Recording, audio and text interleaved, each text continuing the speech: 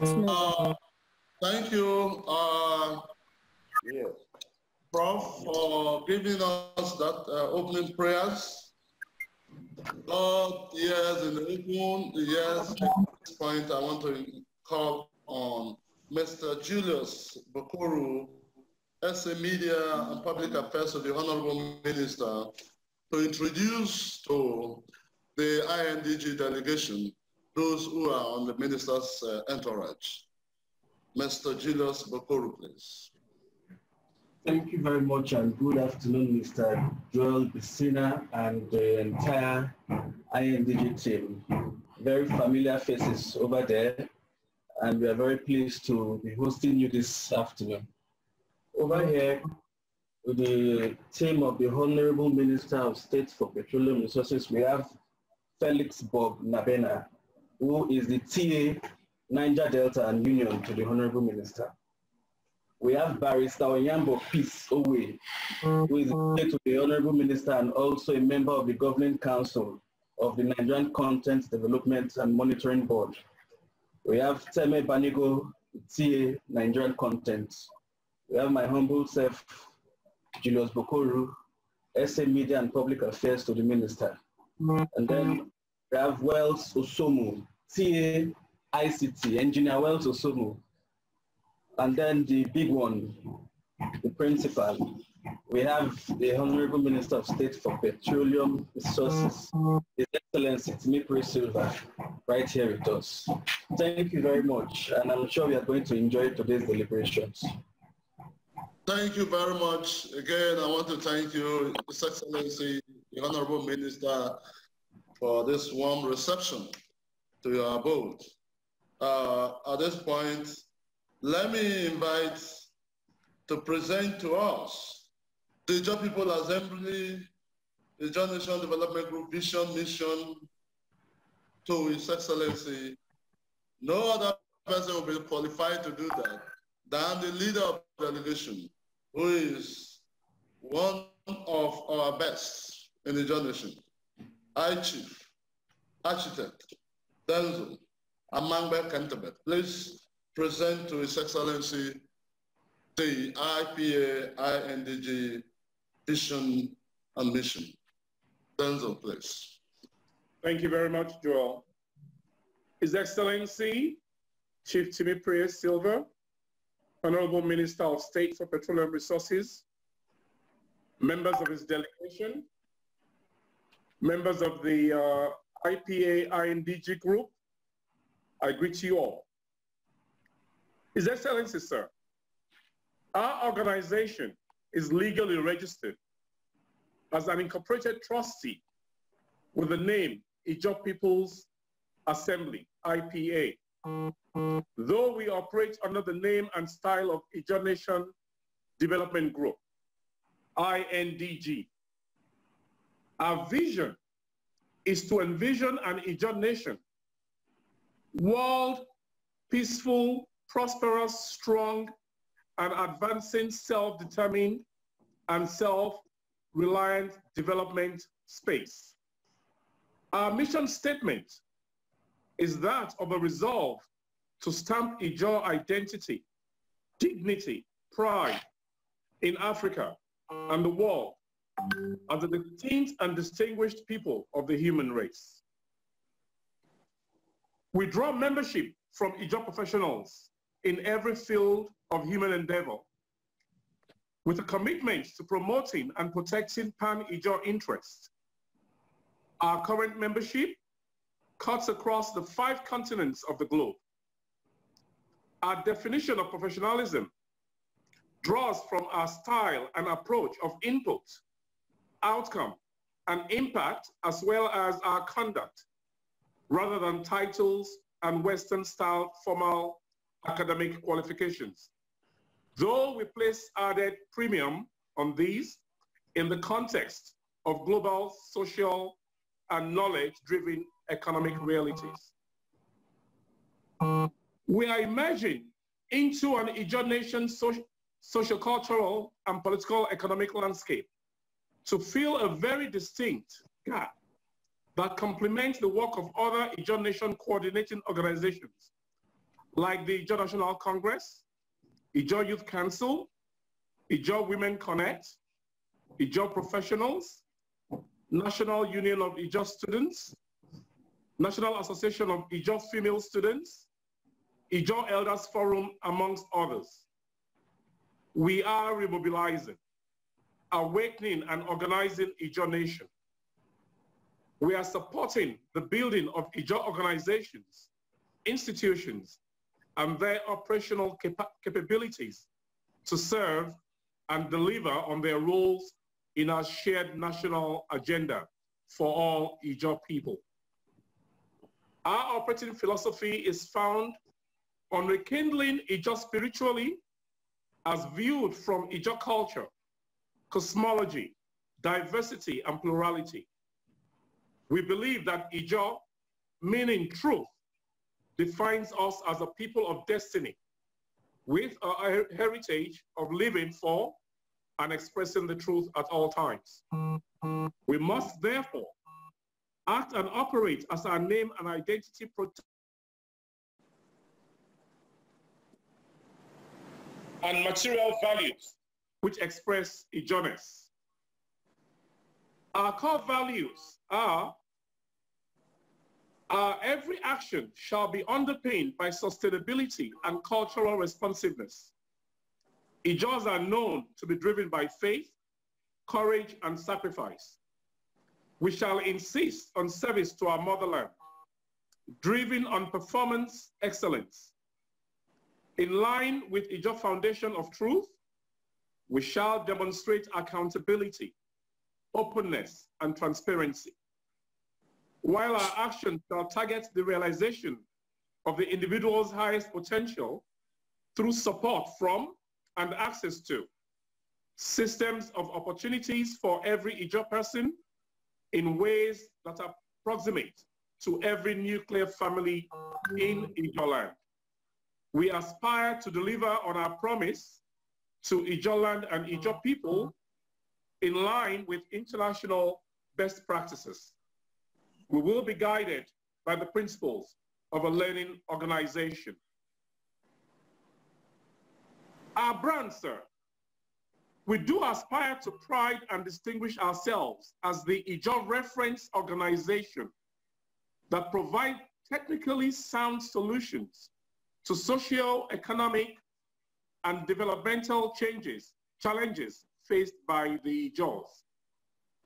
We will professionally engage, collaborate, and partner with IJAW people in their IJAW institutions and organizations in both public and private sectors and the world at large as technical partners to study, design, and implement solutions to existing and emerging challenges.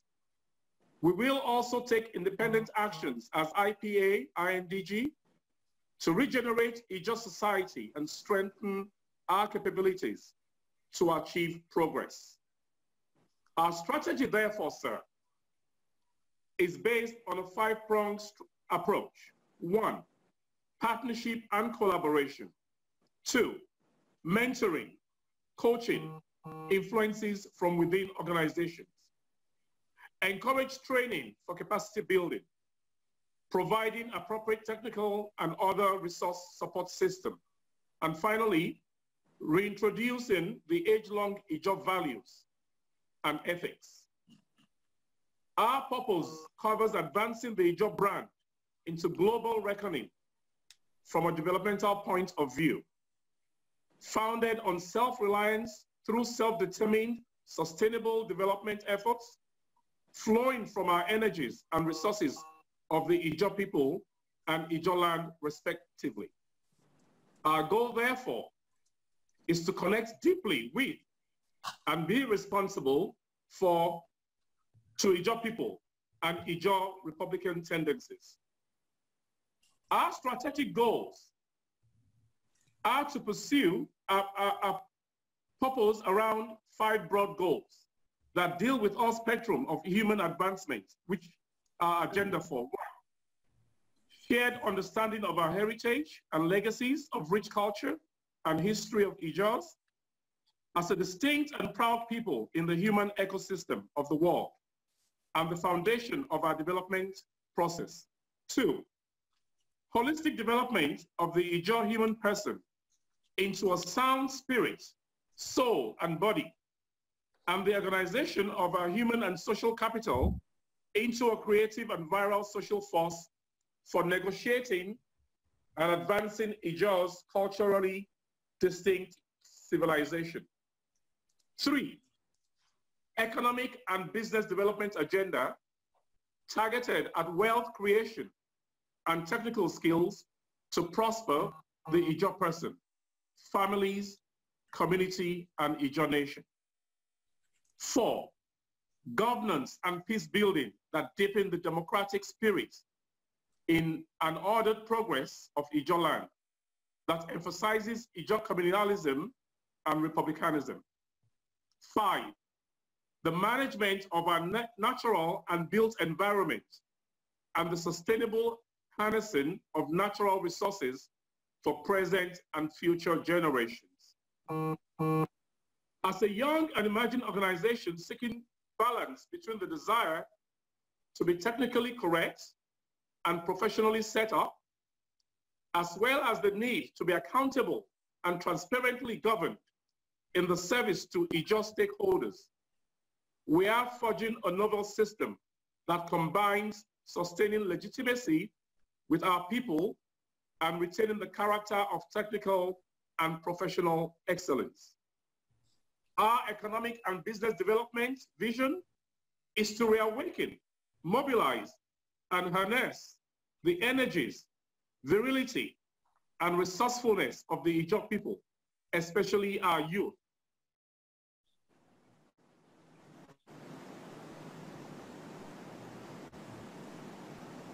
Into a create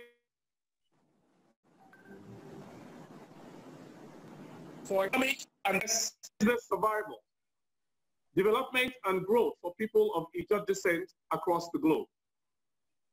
We shall largely distance IPA, INDG from all and any form of partisan politics and political interference, as our focus shall be strictly based on governance, development, and related advocacy. We shall also avoid heavy rhetorics of political self-determination, which is the domain of INC and IYC, our flagship organizations, but bring into light a complementing angle of IJAW development, self-reliance from a self-determined point of view.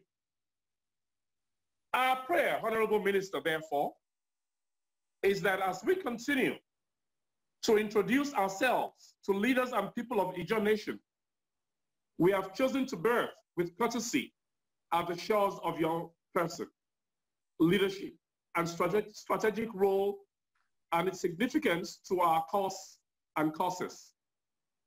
We formally congratulate you on your appointment as Minister of State for Petroleum Resources. It is a well-deserved position. We have identified that as Minister of the Federal Republic, you are currently the highest political office holder in IJAW nation at the executive arm of government in Nigeria today. You are also holding the highest but one office in the critical, very, very critical oil and gas industry, to which IJAWs seek more effective participation. We have lost many opportunities. We have, however, not lost the opportunity to learn from our past. To quote our former president, Goodluck Jonathan, in his opening address at our currently ongoing IJAW Nation Decade Plan 2030, I quote, "The IJAWs are a great people with a rich and diverse heritage whose history of valor, enterprise, and heroism dates back to many centuries. Where we are today, the way we are perceived and the state of our development is not a true reflection of the values we espouse as a people, but we should not live in despair of opportunities lost or dreams deferred." End of quote. While the past may go as our learning curve, your current leadership offers us the ground for applying learned experiences to resolutions of the past. It is on this account, sir, that we seek to secure your leadership and cooperation to work with us to set up two important coordinating structures, namely, one, an inclusive Abuja leadership and governance consultative platform of representative kinds of IJAWs. The platform shall bring together all IJAWs in the public service, in leadership roles in the public service, bureaucrats and technocrats alike, also in the civil service, to define our political future. An inclusive Abuja leadership and business consultative platform, equality of representation kind of IJAWs, strategic to business support. A united IJAW nation must only play a new kind of politics of strategic interest to IJAWs, but we must relate within a new paradigm to national and international stakeholders. We must forge a common IJAW nation program for governance and development, as well as business and human capacity development flowing from and communicating with IJAW constituencies globally. We also want to bring to your attention, sir, that we have constituted a roundtable on oil and gas, amongst others, where we actively discuss ideas for creating solutions of collective nature away from ineffective individualistic efforts. We have a lot of designs already, which we look forward to present to IJAW Nation in a planned oil and gas conference at a future date. Interestingly, you are the central brand figure of this effort, and we shall be engaging you on details as soon as we have a proper, formal, and secure channel of engagement with you. The combined effort of all these is the legacy which history places on you, sir, as we take corrective steps from our past failures and our past mistakes to restore the place of pride and dignity of the IJAW nation. We cannot leave here without mentioning with profound appreciation signs of efforts that we have observed coming from your leadership.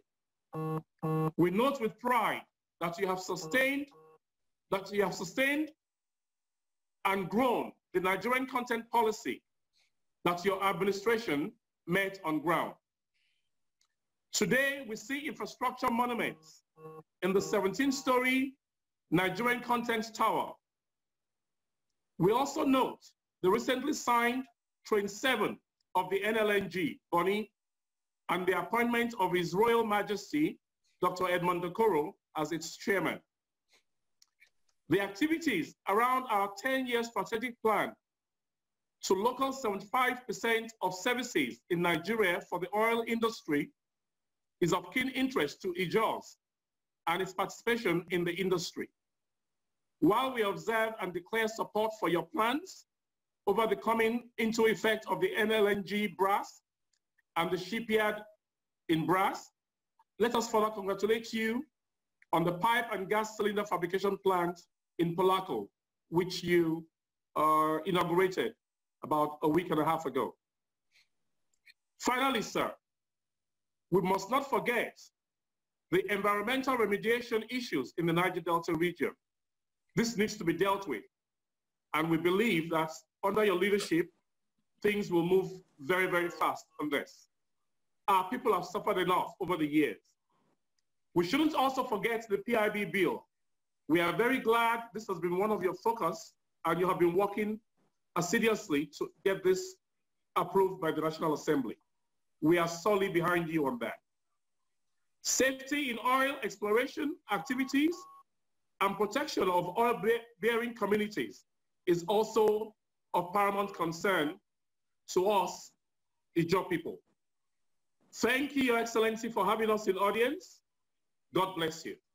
Thank you very much. Thank you very much, High Chief Denzo Amamba Kantabe,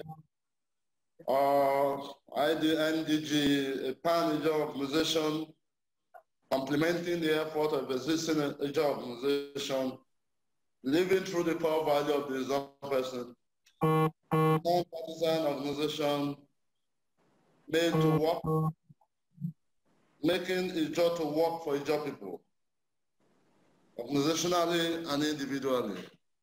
That seems to summarize most of what he has said. And at this point, let me now bring in Honorable Kingsley Timipre Kuku to do further introduction, because the number of participants have grown to 67. Just, brief introduction. Thank you. Thank you, my brother, Joel Bissina, for your beautiful moderation. Your Excellency, my friend, my brother, former member of the Old Rivers State House of Assembly, former governor of Bayelsa State, now Honorable Minister of Petroleum State of the Federal Republic of Nigeria. I want to use this medium on behalf of the IPA-INDG to thank Mr. President Muhammadu Buhari, GCFR, for deeming it fit to appoint you, our leader, as the Honorable Minister of Petroleum State of the Federal Republic of Nigeria. We appreciate this. The entire IJAW nation supports that appointment, and we appreciate Mr. President for this.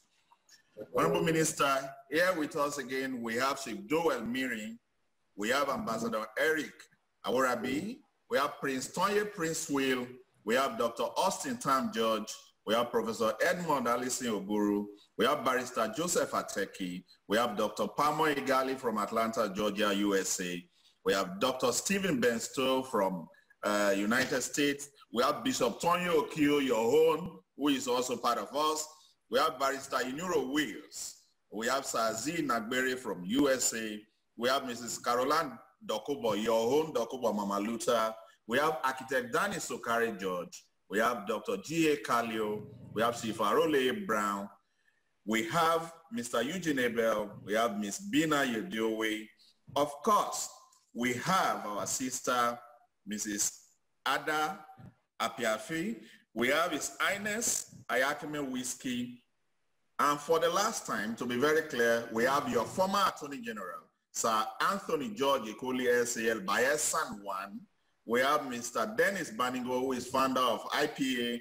We have Dane Barrister Julie Oka Donley, who you appointed as DG NAPTI, doing very well. Of course, we have our Amazon and Opron Briggs, and we also have our sister, former commissioner in River State, and of course, an award-winning CNN awarded journalist of the year, African Journalist of the Year, our sister, Mrs. Ibim Siminetari. And of course, you have me, Kingsley Timipre Kuku. Thank you, Your Excellency. Thank you very much, Ketri, as we fondly called. We know you will never disappoint because of your vast knowledge of the IJAW nation and the people. Thank you very much for that round of introduction.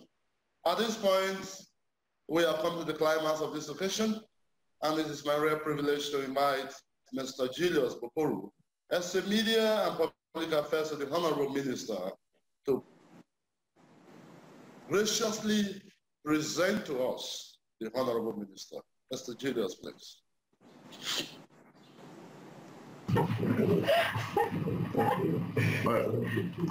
Well, he has presented me already, distinguished ladies and gentlemen. Thank you. Let me recognize everyone and stand on the protocol already established. I will start by thanking all of you for this great honor. Last Friday was exactly 1 year since I became Minister of State. So this is, I believe, a fitting celebration of my one year in office. And I'm happy that I am having to discuss with my own kith and kin, my own IJAW people. There are a few things I believe in, one of which has already been said. I still believe that the economy must come first. Without a virile economy, we as a people cannot grow. I listened very keenly to Dr. Timipre's presentation. It was very erudite and enlightening. The objectives were quite praiseworthy. But I also listened for a step-by-step practical approach to achieving these objectives that were stated by Dr. Timipre. And that, I believe, is where we always go wrong, because we get lost in the academic details. We want to achieve so many things, but we have really not been able to design a step-by-step movement, some kind of manual, if you call it that, to achieving some of the things that we aspire to. So most of these things sound very academic in a way when you just reel them out. One of the things that we need in IJAW land is unity. I think that is the first thing. And I was happy also, flowing from that somebody mentioned the Chinese approach and mentioned that we must look at areas with particular advantages. I also am happy that we recognize the fact that a lot of opportunities have been lost. We had a situation, for example, where Shell, Petroleum Development Company, in the year 2000, planned the establishment of a central division in Bayelsa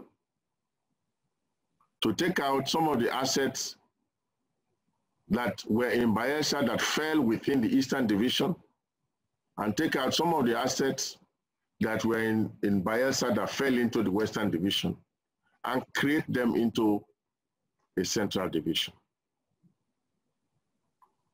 Shell was ready at that time to actually put that division at the same level as the Eastern Division and the Western Division, and that division was to be headed in the end by a general manager as well.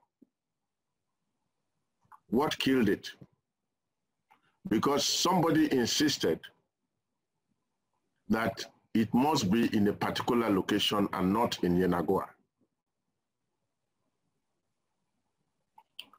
Shell, of course, disagreed with the location that was being suggested in Wilberforce Island. And that disagreement led to us losing the opportunity of hosting the Central Division of Shell in Bayelsa State. Why am I saying this? We have places with advantages. And we must, as a people, realize that wherever it is in IJAW land, it is within IJAW land.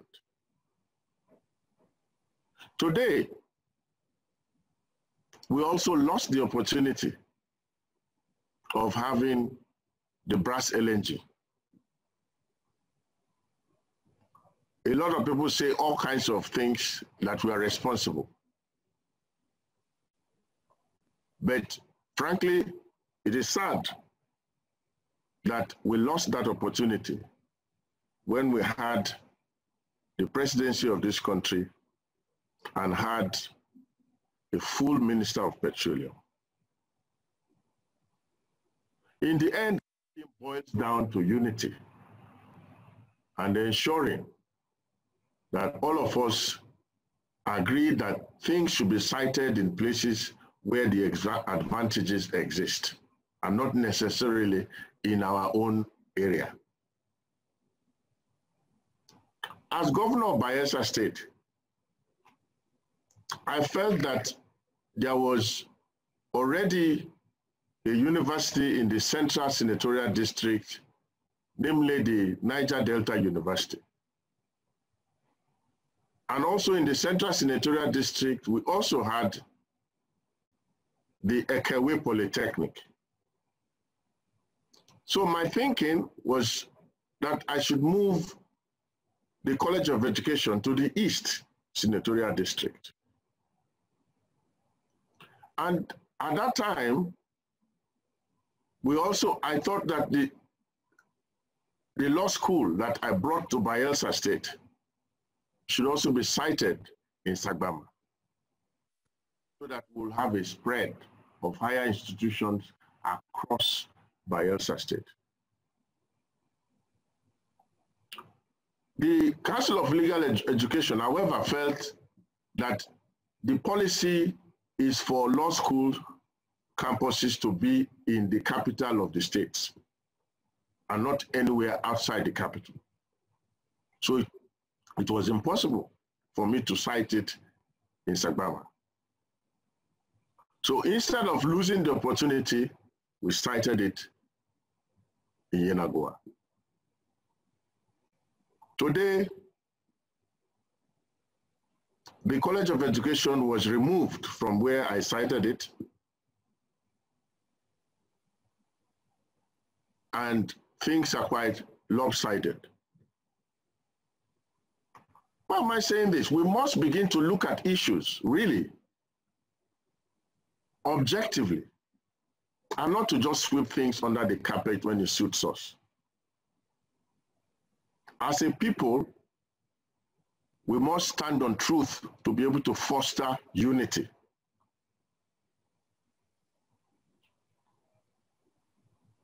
We have lost a lot of opportunities, and we cannot continue to lose more and more opportunity.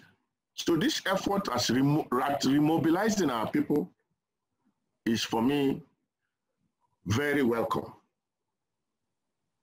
But we must be realistic in our approach.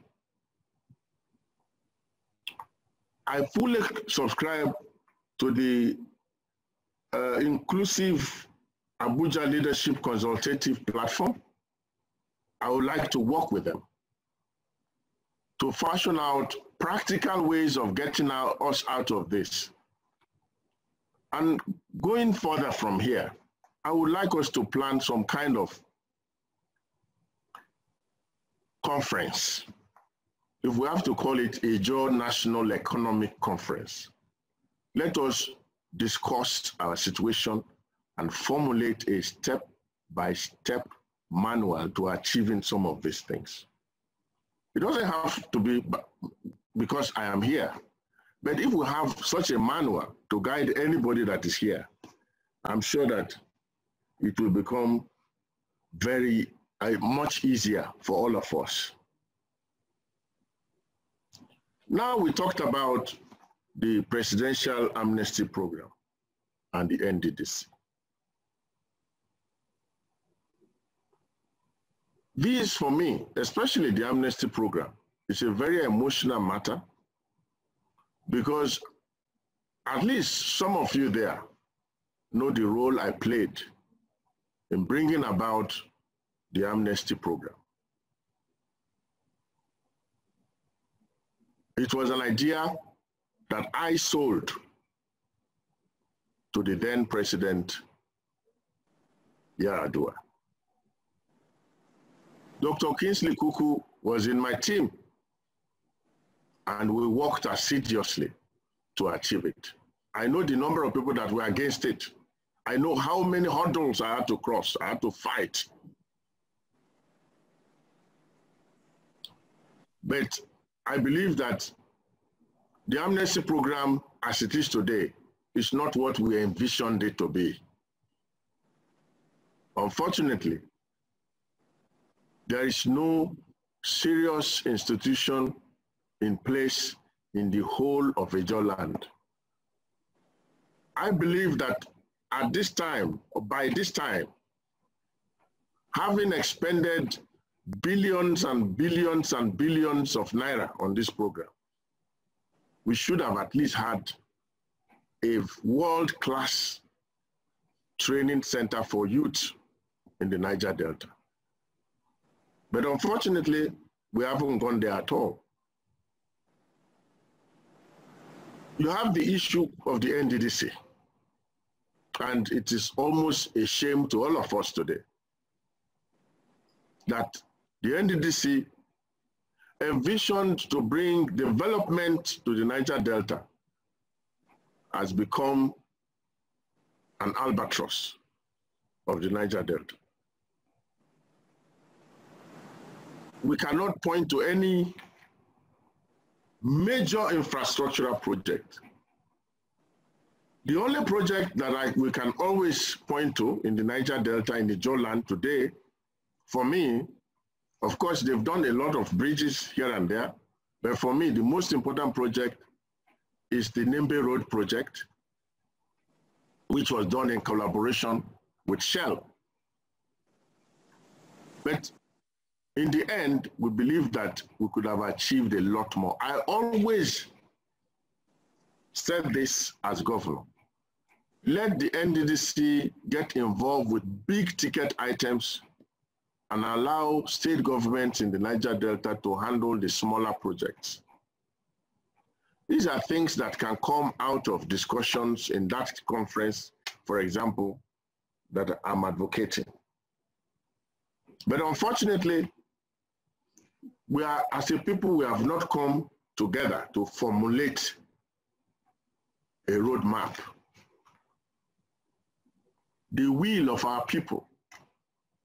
We keep talking about it here and there and complaining about it here and there. And I've always said that I don't believe in complaints.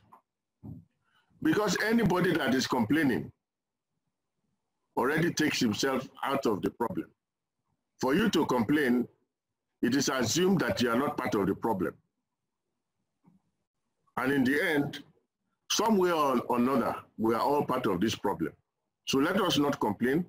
Let us look for a way to formulate solutions to our problems as IJAW people. And the only way we can achieve that is to come together and think. When you say it's unacceptable for political changes to be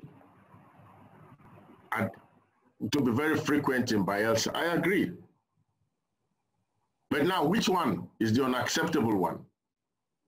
Is it the one that took out a governor that is going to be sworn in the next day?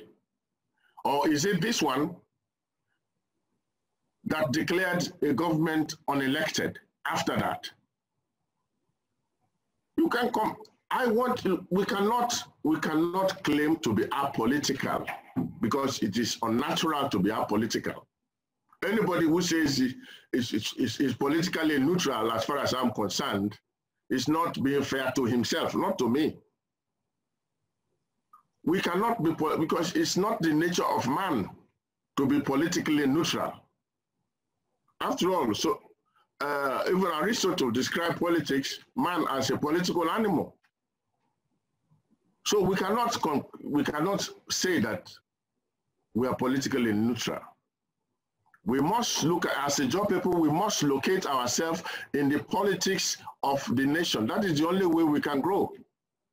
Where do we locate ourselves in the politics of Nigeria today?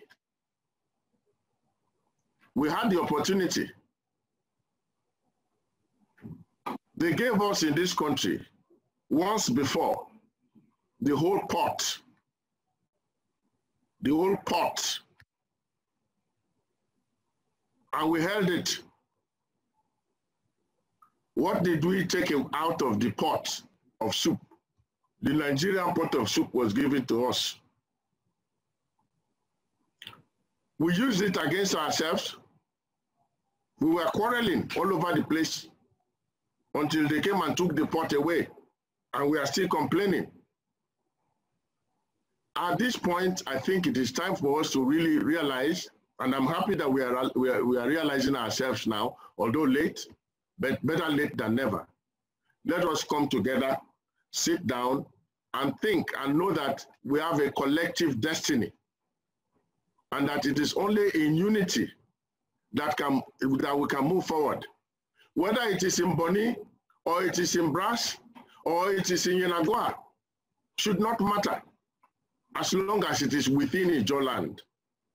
But unfortunately, before now, we lost all kinds of opportunities because people insisted that it must be in their villages.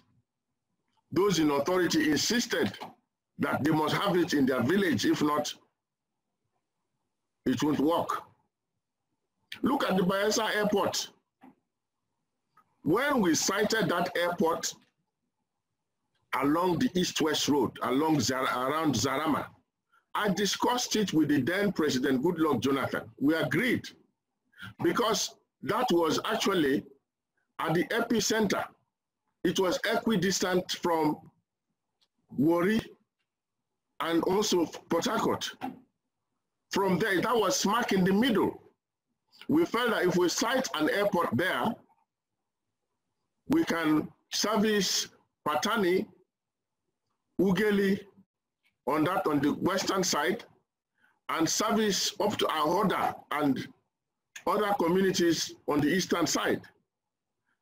And on the northern side, it was 19 kilometers away from Onitsha through Egbema. We did a thorough study and sited the airport there because we felt that the airport should be viable. But some people insisted that the airport must be somewhere inside. And that airport, as far as I'm concerned, the location is a problem. We spent over 90 billion on that airport. Until today, the airport is unusable. How can we say we are not political? We have to make statements. We have to begin to say things about our leaders. We have to make comments about every leader, not some leaders. We have to say what people are doing wrong. Leaders must be held to account. Not only some leaders. And that is the only way I believe that we as IJAW people can make progress. We've lost opportunities, but I believe that there is no better time than now also to start working our way upwards, because at least we have learned. We have learned from our mistakes. We have also learned from our successes. The mass unemployment problem that has been mentioned is one of the things that I am personally tackling. And I want to assure you that before we leave here, by the grace of God, we would have been able to create a lot of opportunities. Train 7 will create a number of jobs. In a few weeks from now, we are also going to take FID on the Brass Fertilizer Project, which is also going to create a number of jobs. We are hoping to also have the shipyard, which is going to create jobs. We are building a few modular refineries, which will create jobs. And the National Gas Expansion Program is also going to create jobs. Now, the problem is our people must also be ready to work. Let us also not shy away from the issues. Some of the problems we have in IJAW land is that our young men, some of them, are misguided and do not believe in work. Let's face it. There are a lot of them who are very hardworking, like you. You are all very hardworking, and there are a lot of others who are hardworking. But there are also some who do not believe in work.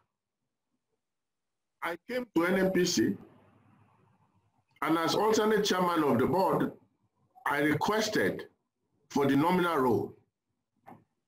And I found out that Bayelsa and IJAW people are not very well represented,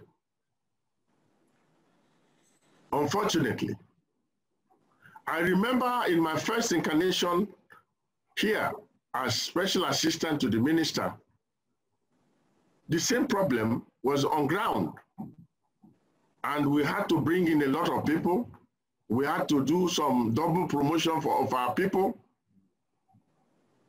And that was how people like Abiy Membre and people were brought from Mobile to come to NNPC. We brought them because we felt that there were no IJAW people in certain positions.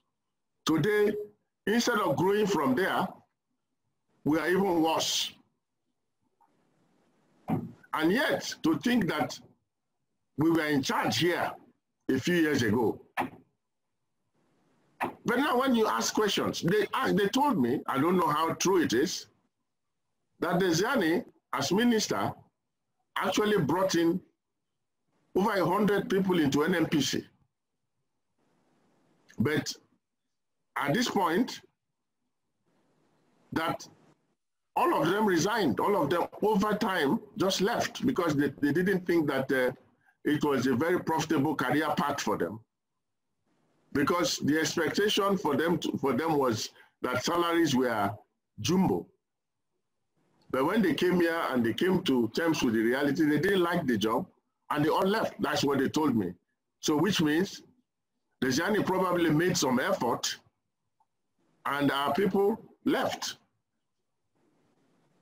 And sometimes I get that kind of experience myself. I'll give you an experience I had in Bayelsa with one young man.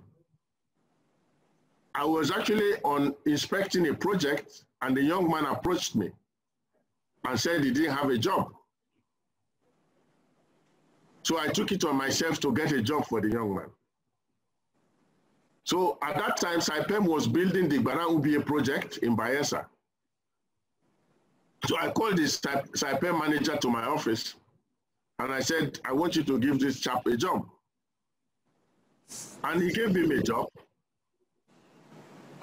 But later on, I found out that the boy was still not working because I tried to follow the progress of the boy, of the young man. I found out that this boy, after getting that job, got an Igbo man to take over the job from him. And the Igbo man was working in his place and sharing the salary 50-50 with him while he was not working. But he had sold his chance to the Igbo man, and the Igbo man was working, getting the experience, and he was home getting 50% of the salary. I mean, this is a personal experience. Nobody told me. So let us face it, in IJAW land, we have a problem. And those issues, we cannot shy away from them. As much as we know that there are a lot of hardworking people, young men and women in IJAW land, we also know that there is a problem with our youths.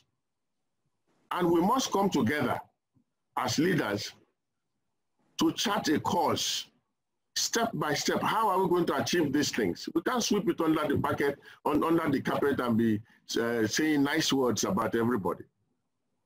So it's important for us to come together, chart a course, and also enthrone the things that will unify us and to actually make us one.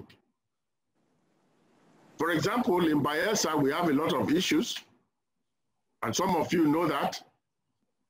I know a lot of you who have also spoken against that, but I have to also say it all the time because as far as I'm concerned, it is quite insulting to some of us, especially when they refer to us as non-core IJAW people. And there are core IJAW people. There are issues we can't sweep under the carpet. So we must come together and discuss these issues and understand ourselves. I will not speak for too long again. I just want to conclude by saying that, yes, the issue of oil price cannot also be overlooked. When somebody says that whether it's $25 per barrel or $40 per barrel, it is still profitable, then maybe we do not understand all the issues.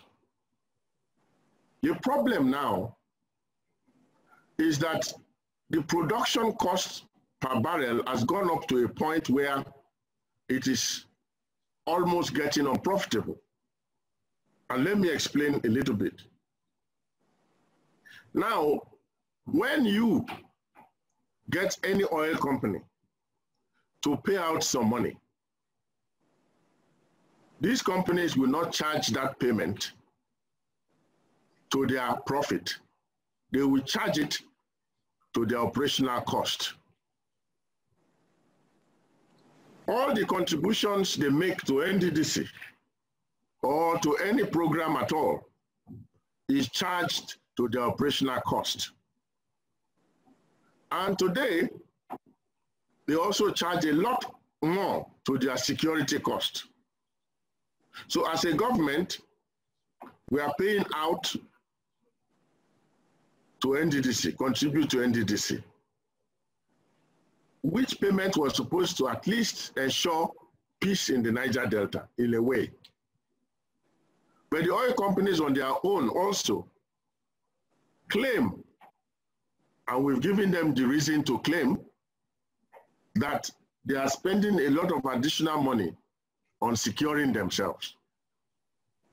Some oil companies say that they are spending as much as $5 per on security. So the sum of all this expenditure is that the cost of production is now almost unbearable. So I can tell you very authoritatively that there are a lot of assets that we have in the country that if you produce at $25 per barrel will not be profitable, you'll be loss-making. There are a lot of assets that we have to even shut in, that if you produce at $30 per barrel will even not be profitable today. That's where we are as a country. Because the cost of production has skyrocketed over the years with all kinds of things being charged to it, that now it has almost become a business that is not profitable unless the price is at a certain high level. At this time, if you take assets across portfolios, our cost of production on the average is about $35 per barrel, distinguished ladies and gentlemen. So at $45 oil, as a country, we are probably making about $10 per barrel.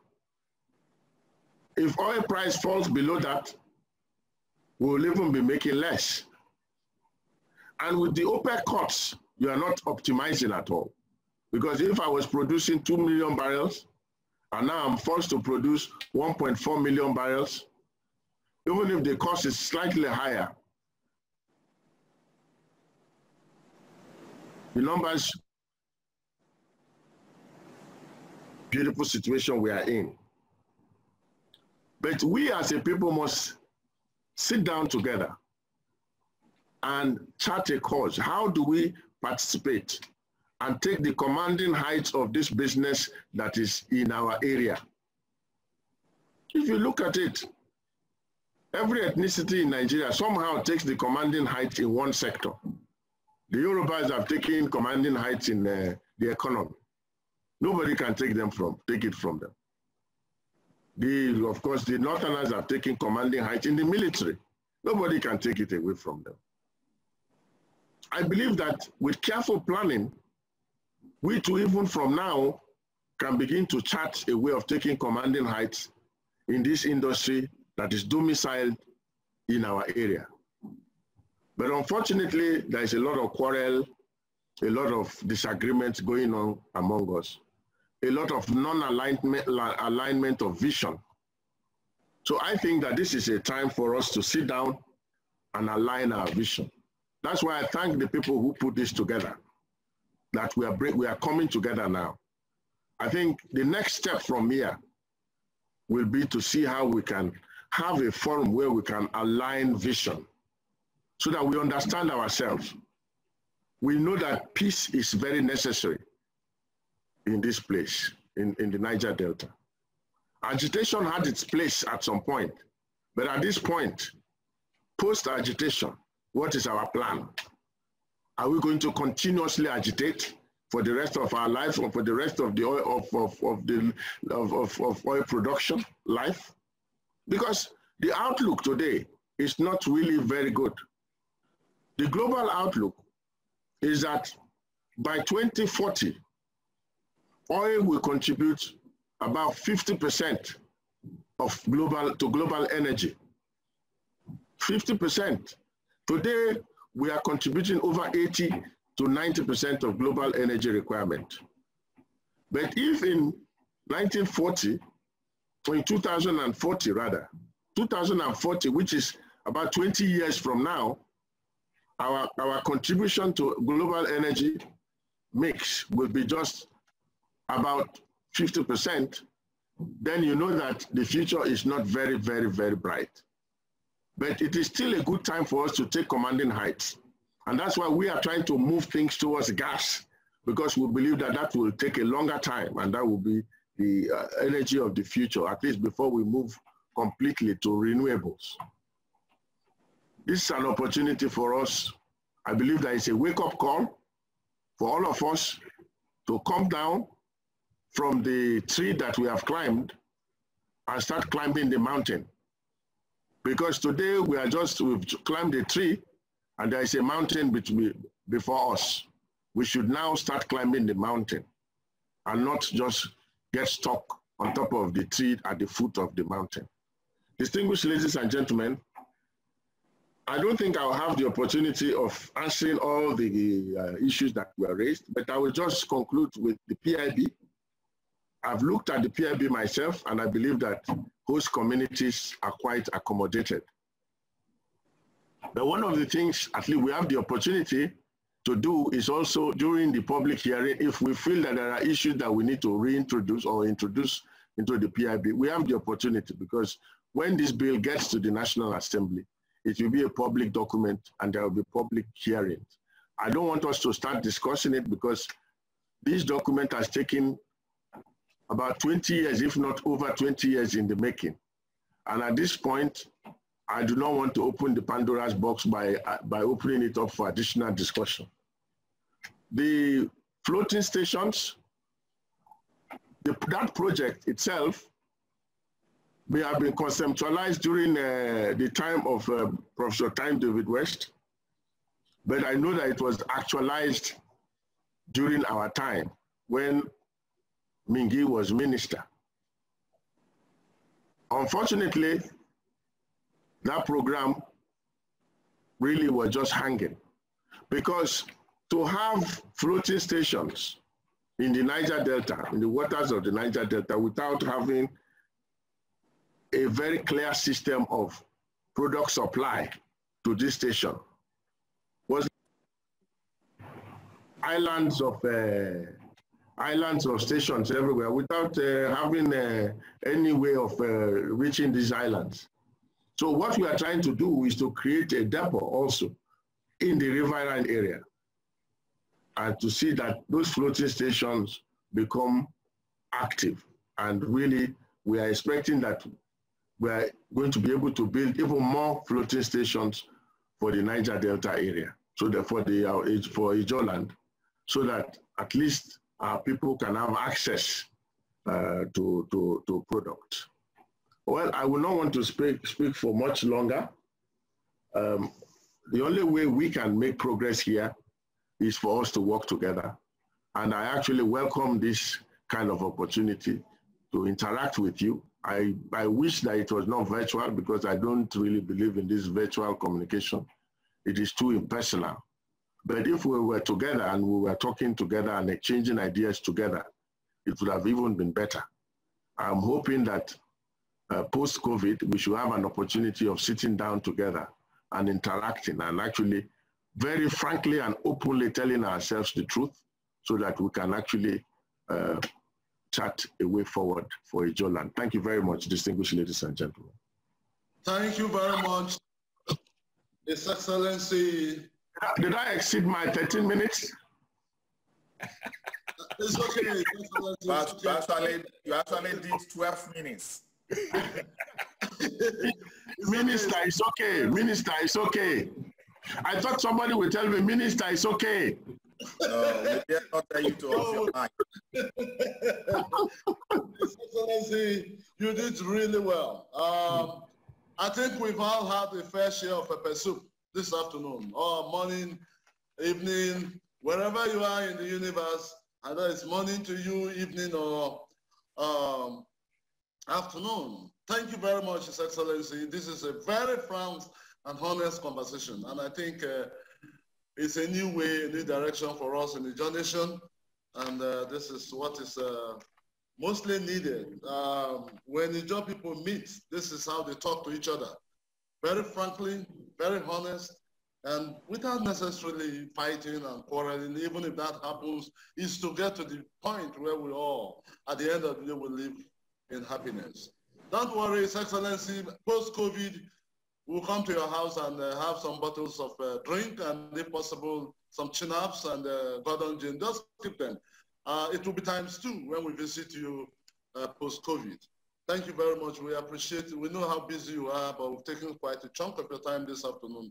But this is good because many of us will leave here having a better understanding of what it takes to be in public office, rather than just sit back and complain and whine. I like what you said about people who complain, rather instead of taking action.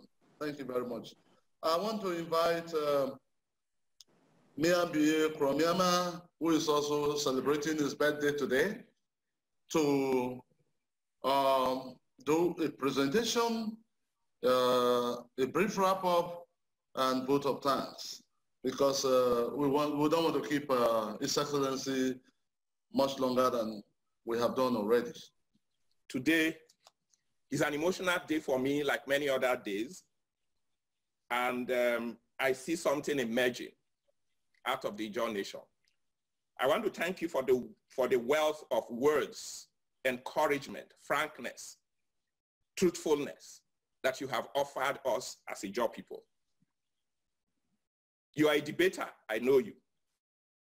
And you are down to earth. You don't have airs about your debate. You put the kai on the table and we all debate. You remove your office and all those paraphernalia. And you've done so. We are looking up to you to provide leadership for political integration of IJAW Nation. You seem to understand the challenges we faced. I like the fact that immediately you arose, you went back to the former president, even though he was an alternative party, and you joined forces with him in leading us in another way. I've seen the type of relationship you're building with the current governor of Bayelsa State. When I observe all these things, and people are hearing you now, I think, like Kentebe has said, legacy is thrust upon you. You are a young man. You are a young man. You are in our peers. Legacy is thrust upon you to create a condition for IJAW people to be united. We have lost leadership. We have lost opportunities. You understand that opportunities, like our sister, Dr. Koripamo, has said, that we have lost opportunities, but that legacy beckons on you. You will either give attention to this legacy or you will lose it. But for us in INDG, and I believe IJAW people who have cried all over, we're looking up to you. So I want to thank you for giving us the time. We wanted to spend 1 hour, but you have stayed in this house very comfortable and offered opportunities for us to move forward. For my boss at INDG, Kentebe, I want to say thank you. Those of us who are at the back office, Isaac T, who is my paddy man, we are 24 hours together dealing with all issues. thank you very much. We know how this started. We know the force that, I think that when we begin to look at the history of what has happened, what is happening around the IJAW nation, Isaac T came and discovered me in the hospital, almost dying, and he pushed me out and said, come out, this won't happen. And then we started this, he got me involved in this system, and we've since then been moving together. Thank you, Isaac E. I want to make special mention of you. I've met great people, Amapu Senibo and all that, K3, who we have bantered and fought with a positive spirit to make things happen. I want to thank you very well. I mean, there are few people who quarrel without bitterness. When you finish addressing an issue in the frankest way, the next day he's calling you and saying, look, I go beat you. You go. After that, it's over. We just continue our debate. That is the true IJAW spirit. Thank you, K3, for all that you've been doing in getting us moving forward. There are a lot of, in fact, you hear a lot of controversies when you hear people damaging comments. And that is why I ruthlessly oppose the idea of bringing down any IJAW person anywhere, in the forum and anywhere. The first thing we need is unity. It is not to apportion blame. I took your quote, Your Excellency, in one way. You said something that I quoted, and I think, I do not believe in complaints. Anybody who complains has taken away himself from the equation. And so if you think that all you do is complain, and you've taken yourself away from the equation, and you do not take actions to do what you're complaining for, of what use are you to the people? Complain or critique should be productive, and you should be willing to take steps to do that. That is an interesting statement. Gentlemen, ladies, and I want to thank our mother who gave us an interesting goodwill message. Amopu Senebo, always himself, very pro. He has data, he has information, and we've always enjoyed him when he speaks on our platform.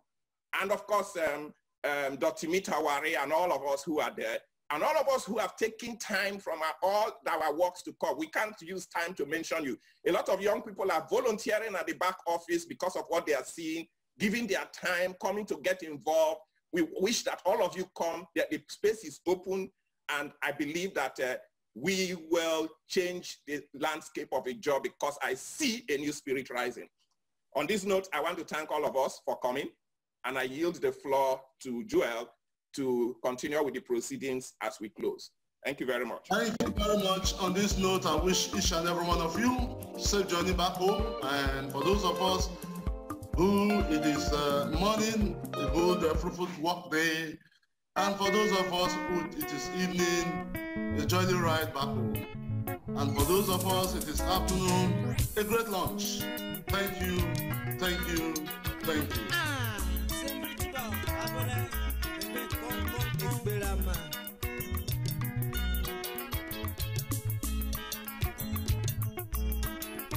Let's look at what about 5 good amount.